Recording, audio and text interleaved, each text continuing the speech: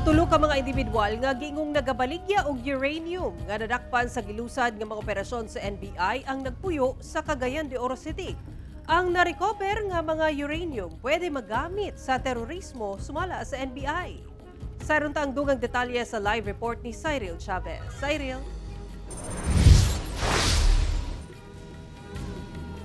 Yasara, dako ang pasalamat sa Barangay Council sa Gusa dinhi sa Cagayan de Oro City sa pagkasikop sa mong sospek sanglit ang depleted uranium materyales sa paghimo og nuclear bombs. Ani ang report?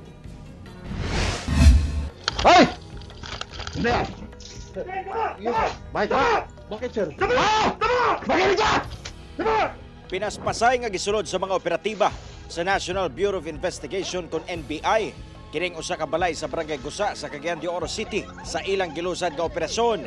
Nadakpan ang pinaka-target sa operasyon nga miyembro sa grupo nga gapamaligya og uranium sa nagkadaiyang lugar sa nasod. Ana sa kapin 5 ka kilo sa uranium ang nakumpiska sa panimalay sa sospek sa Cagayan de Oro. Positibo kining uranium-238 o uranium-235. Positibo sab kini nga radioactive sigon sa PNRI.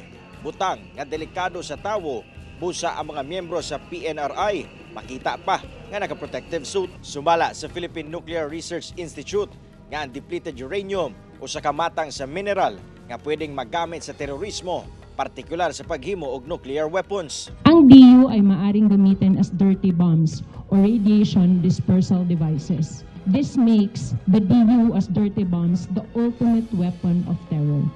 Powder, pag na-inhale, pag pumasok sa lungs, alpha emitter yun eh. Yun talaga ang magiging may material ka na nasa loob mo na nag-generate ng alpha particles, which is a potential route for cancer.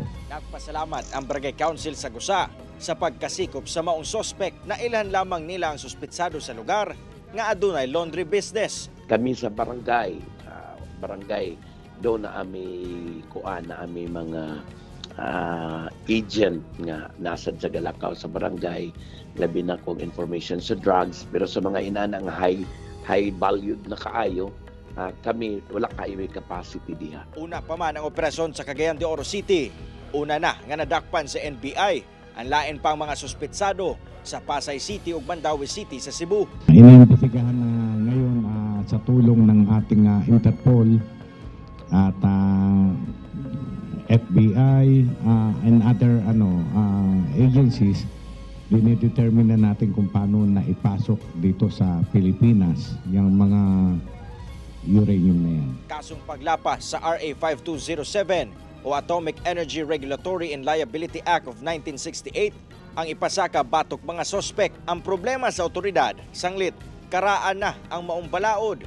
Gawas nga, ubos ang silot, mamahimo sab nga makapiyansa. We hope that there will be a review of the law. As we speak, we understand that there is a pending bill para ma-improve itong batas. Sara, sa ulahing impormasyon gikan sa NBI, ilan na matod pa nadala ngadto sa korte sa Pasay City ug dinhi sa Cagayan de Oro City ang mga suspitsado ug napasakahan na og kaso. Magpadayon sa matod pa ang ilang monitoring nga pagahimuon aron masuta kung sa paunsang paagi nakasulod ang maong uranium dinhi sa nasod. Sara. Okay, dagang salamat, Cyril Chavez.